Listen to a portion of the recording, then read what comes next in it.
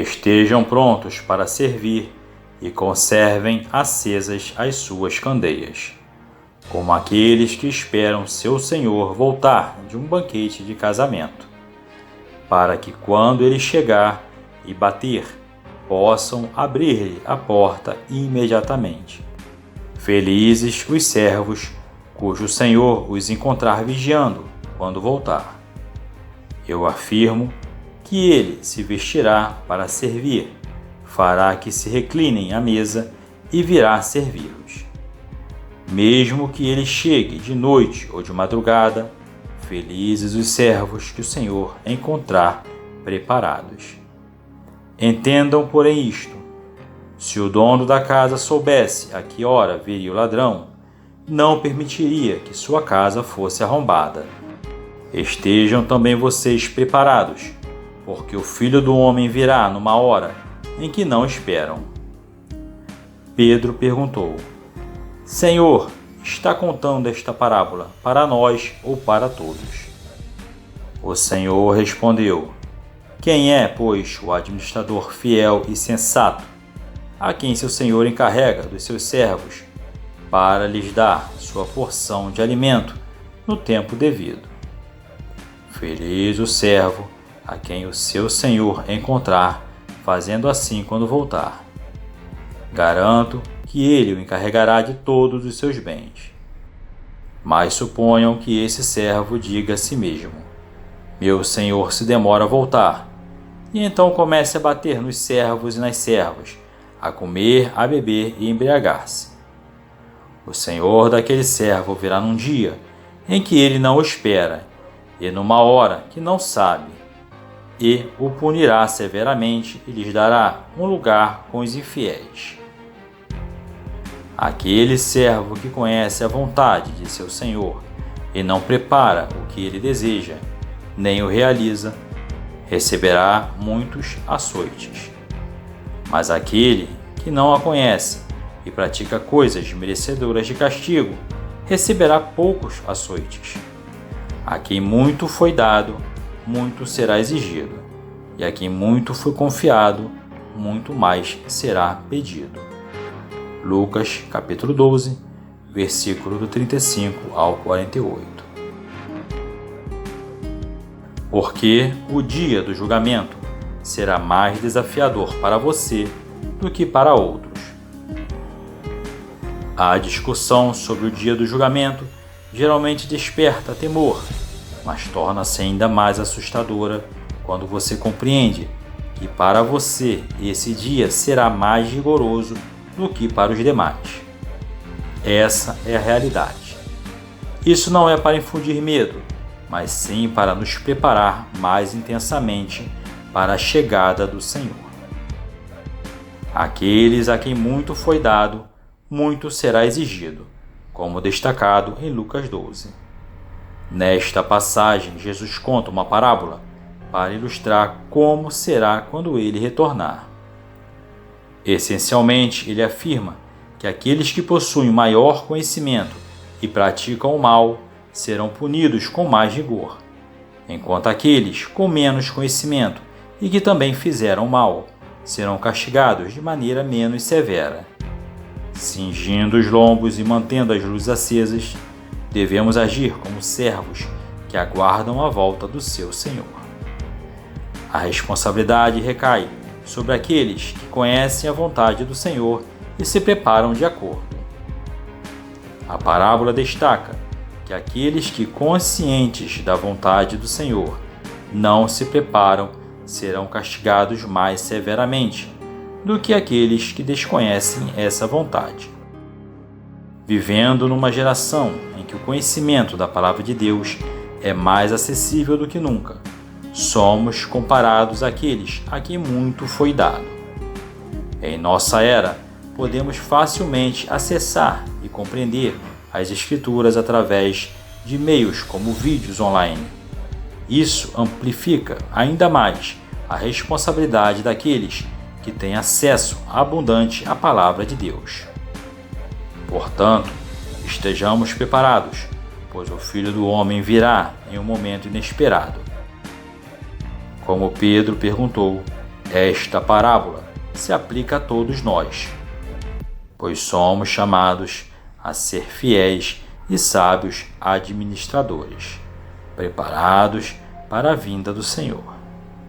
Os discípulos apenas escrevem seções das Escrituras, mas agora temos acesso à palavra completa de Deus. Irmãos e irmãs, digo isso com gentileza. O julgamento para você será mais rigoroso do que para os outros. Agora você sabe o que é um pensamento preocupante para mim como indivíduo. Meus irmãos, não sejam muitos de vocês mestres, pois vocês sabem que nós, os que ensinamos, seremos julgados com maior rigor. Tiago, capítulo 3, versículo 1. Sou um professor da palavra, e assim como você, meu julgamento será mais severo do que os dos outros. Este é um versículo que coloca o temor de Deus em minha vida. E isso também deveria fazer o mesmo com outros professores. Deus nos julgará no último dia com rigor especial devido à nossa influência sobre os outros. É fácil assumir a posição de professor levemente, sem considerar o custo em termos de responsabilidade. Então, eu sei que meu julgamento será mais severo. E se você também for um professor ou tiver alguma plataforma para alcançar as pessoas, seja digital ou uma congregação física de sua igreja, o julgamento será mais rigoroso, mesmo se você não for um professor. Mas lembre-se, mesmo se você não for um professor, mas tiver acesso a tantos recursos bíblicos, eu quero lembrá-lo de que seu julgamento será mais duro. Encorajo vocês, irmãos e irmãs, a lembrarem disso enquanto vivem suas vidas. Lembre-se de que a cada dia estão avançando em direção a um dia em que terão que dar conta de suas vidas. Encorajo vocês a viverem uma vida santa, uma vida justa, uma vida pura. Este sermão é tanto para você quanto para mim. Esta geração que recebeu muito, da mesma forma será exigida de nós para vivermos uma vida santa. Todo aquele que desobedecer a um desses mandamentos, ainda que dos menores, e ensinar os outros a fazerem o mesmo, será chamado menor no reino dos céus. Mas todo aquele que praticar e ensinar estes mandamentos será chamado grande no reino dos céus. Pois eu digo que, se a justiça de vocês não for muito superior à dos fariseus e mestres da lei, de modo nenhum entrarão no reino dos céus. Mateus capítulo 5, versículo 19 ao 20. Jesus declarou de forma muito clara que se a nossa justiça não exceder a justiça dos fariseus, não poderemos entrar no céu. A razão é porque a justiça da lei não é a forma mais elevada de justiça. Os fariseus praticavam apenas a justiça da lei, que não pode salvar ninguém, pois é uma busca pela justiça por meio das obras da carne e não pela fé na obra consumada de Cristo.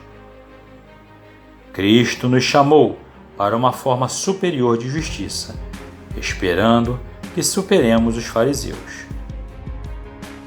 O padrão de Deus para os cristãos no Novo Testamento não diminui. Pelo contrário, foi elevado.